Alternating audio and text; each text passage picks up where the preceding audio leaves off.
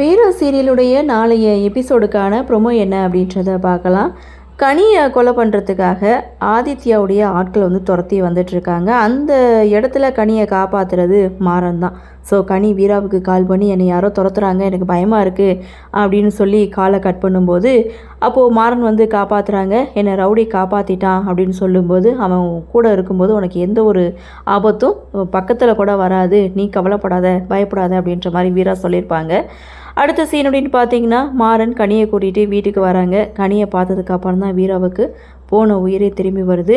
அப்போது கனி சொல்கிறாங்க, இவ்வளோ நாள் நான் பயந்ததே இல்லை, ஒரு நிமிஷம் நான் ரொம்பவே பயந்துட்டேன், சின்ன குழந்தைன்னு கூட பார்க்காம என்னை கொல்ல முயற்சி பண்ணாங்க வீரா, உங்களுக்கெல்லாம் மனசாட்சியே இல்லையா அப்படின்ற மாதிரி இங்கே கனி ரொம்பவே பயந்து போய் வீரா கிட்டே பேச, மாறன் எதுவுமே பேச மாட்டார், சைலண்ட்டாக நின்றுட்டுருக்காரு.